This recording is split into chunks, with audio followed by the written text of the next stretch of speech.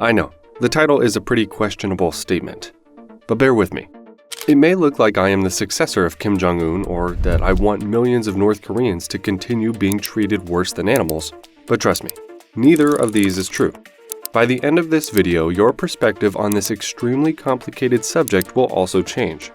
If North Korea were to all of a sudden collapse, it would cause an insane humanitarian crisis. A war would break out, millions within this area, or worse, within this area, will die.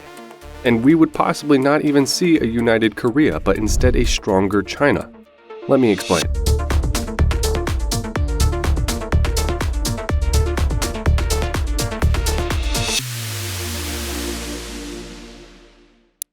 It is the of December 20.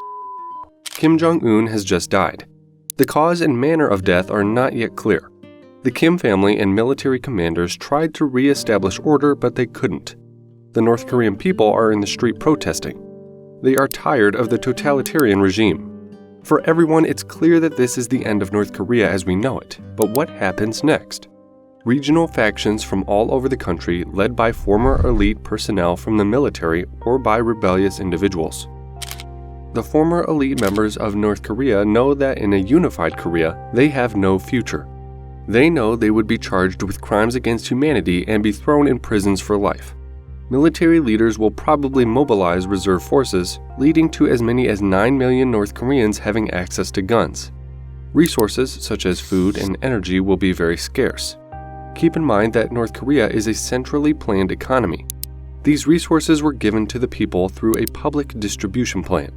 Now they have to fight and raid other factions and smaller groups in order to get food.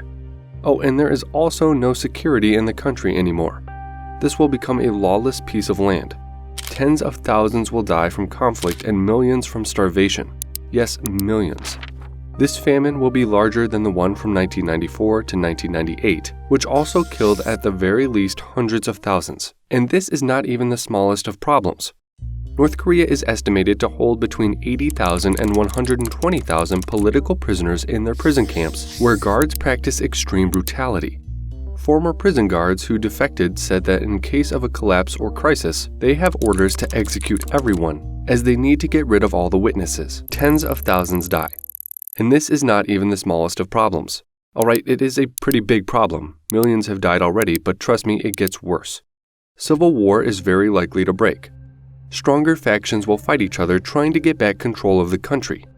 And what is North Korea notorious for? Weapons of mass destruction, chemical, biological, and nuclear weapons. Without a regime in power, almost anyone can get his hands on one of these. They could use it to eliminate any other rival faction and try to win the civil war, or worse, strike one of these neighboring countries, yes, even this one because they're not really allies, but we'll talk about this later on, and also mainland United States. Why would they want to strike other countries? You'll see when in just a moment, but spoiler alert, some people have crazy ideologies. And this is not even... Alright, this is pretty much the worst thing that could happen in North Korea. On the international spectrum, things could and probably will go worse. The North Korean consequences we've discussed until now would happen over the span of weeks or maybe even months. In South Korea, the consequences can even happen before the North Korean collapse. Prior to an inevitable total state failure, whoever is still in power could attack South Korea. Yes, this is totally possible. It would be a diversionary war trying to shift the attention of the North Korean masses away from the country's internal problems. Even though North Korea is almost certain to lose this battle, the part north of Seoul could be greatly affected by North Korean artillery. If they decide to use weapons of mass destruction, things will be way messier. Hundreds of thousands or even millions could die. Nukes have the range to hit Japan and even the mainland United States. Reportedly, Kim Jong-il told his father, Kim Il-sung, "If we lose, I will be sure to destroy the Earth. What good is the Earth without North Korea?" So personally, despite the US missile defense system's capability of intercepting nukes, I wouldn't feel so safe even across the ocean. Admittedly, a diversionary attack has slim chances of happening. However, the Republic of Korea is far from safe. Brainwashed rebels or different factions led by regime loyalists along the DMZ could attack South Korea. As I said, North Koreans are indoctrinated and brainwashed to believe that the US is the ultimate enemy of the North, and that the South is just a US puppet. So why not live your final days trying to do as much harm as possible to the so-called devil? Either way, South Korea will need to mobilize military troops to the border to prevent such groups from harming civilians.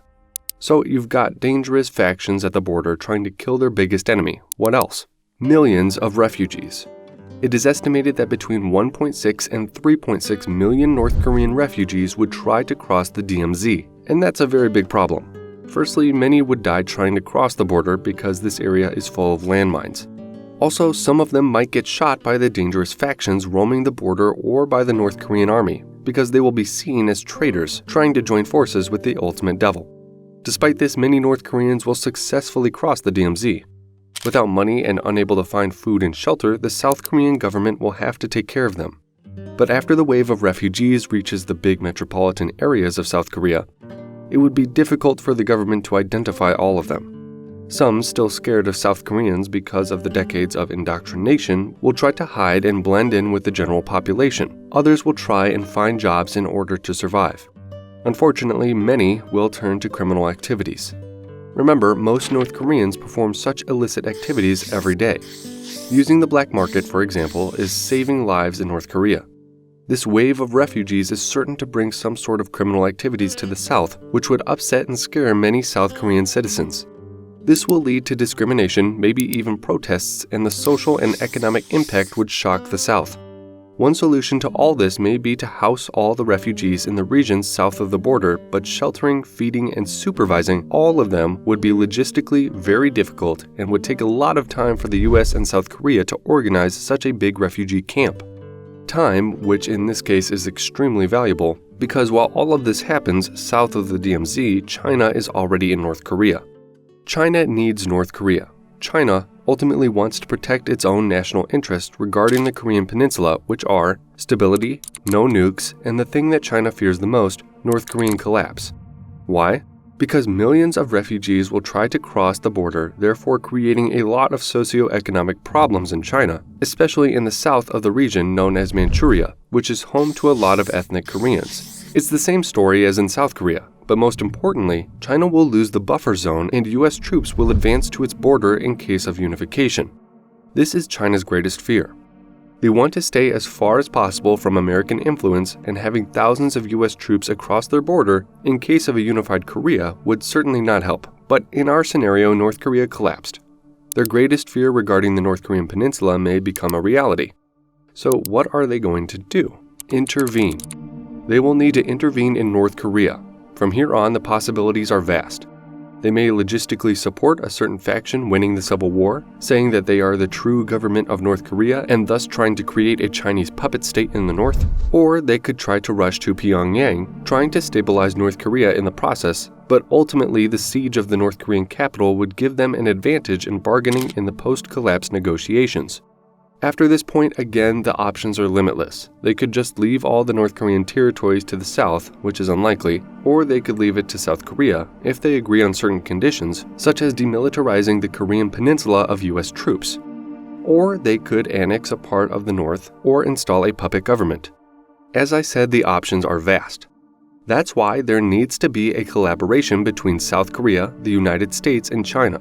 Keep in mind that there is a high possibility that weapons of mass destruction get in the hands of former military elites, rebels, or worse, foreign terrorist groups.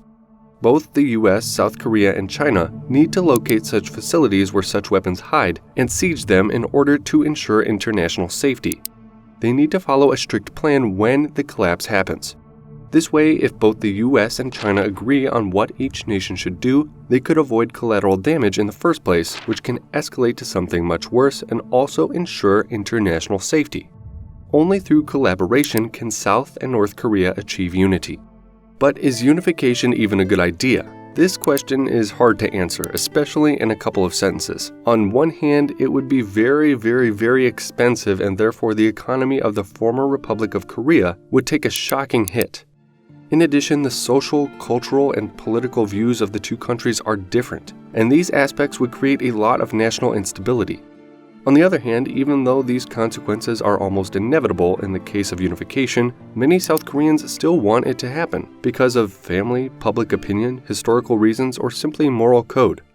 But as we've discussed in this video, after a potential North Korean collapse, unification is not a clear outcome. Instead, there is a lot of uncertainty. millions could die, or just hundreds of thousands or hundreds.